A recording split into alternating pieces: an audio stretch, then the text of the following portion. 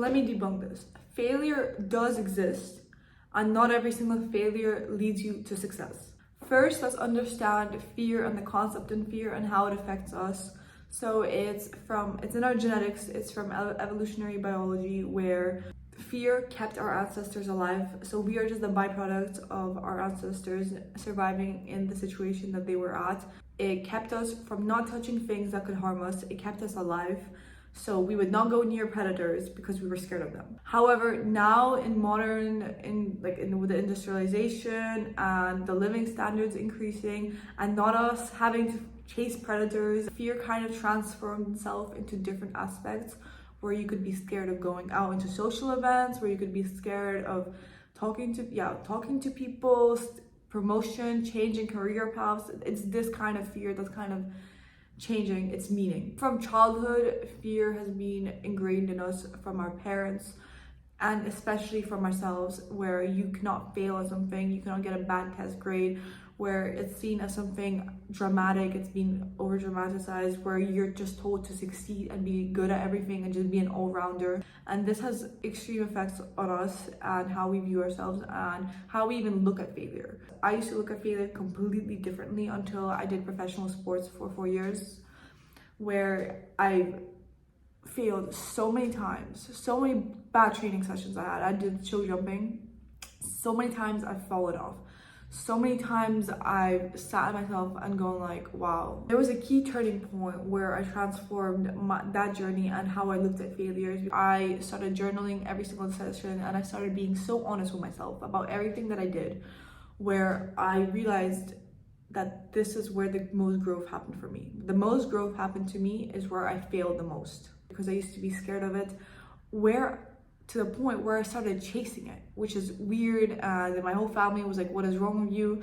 But I started chasing failure. I started wanting to fall. I started wanting to learn. I'm gonna speak more in general terms, but just remember, my words are going to be taken differently by everyone else who's watching, based on their experiences and based on what they want to do in life. And the whole point of chasing success and the whole idea of, oh, you're just going to get there without any of these failures. So many people have failed so many times at different areas of their lives, where all it took was one aspect for their life to go well in order for them to call it success. But they're not seeing a lot of people don't see the backstories of things. A lot of the rejection that has happened. I've gotten rejected so many times on things that I wanted to start up on, and so many things that haven't gone my way, and I'm still young, I'm still figuring it out. Same as you guys. So many people are still scared to start new things, and this is something where I want to change your opinion on. Having the mindset of it is what it is, but at the same time being able to reflect and be like, okay, this is where I went wrong. Let me just leave that in the past and move on and try something else again with that lesson that I learned from my previous lesson.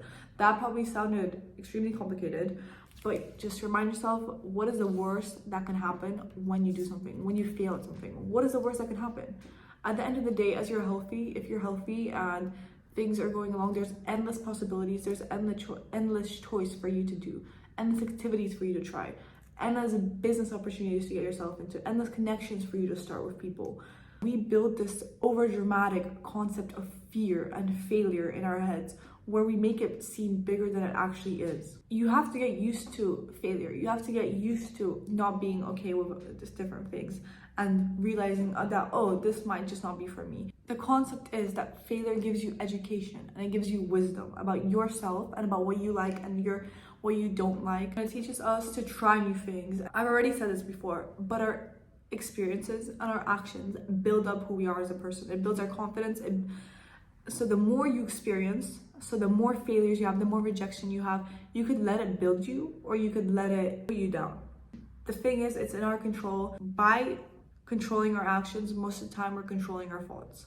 So it's like a universal pattern of actions, thoughts, and identity playing along with each other, where most of it is in our control. If you're from square one, and the idea of even overcoming failure, it's about starting small changes and small victories that just compound over each other for you to get confident at, not taking it from 0 to 100 straight away, because most of the time it doesn't work. It's unsustainable. Then you have to seek failure, realize that your opinions could be wrong, challenging your own opinions, listening to other people. Most of the time you don't even realize, but you are probably wrong in a lot of situations. But we have so much subconscious bias about our opinions and even about ourselves that we don't even realize that, oh, like, let me just go over this, let me reflect and think about this again and see what if I'm wrong.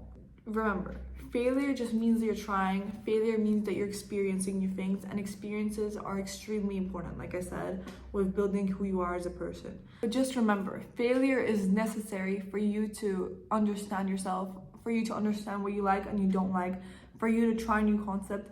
And just because you failed at things does not mean you have to stop trying. Hopefully you guys can also continue the conversation in the comments, because I feel like I haven't gone over everything, and tell me what you guys have learned and your opinions on the whole of failure and how you should not let it set you back. Because when you do let failure control you, that's letting your feelings control you. And like I've said before, I feel like discipline and is the best form of self-love, where you're pushing yourself to do things, not giving up on yourself. I feel like that's very important on our identity and how we view ourselves.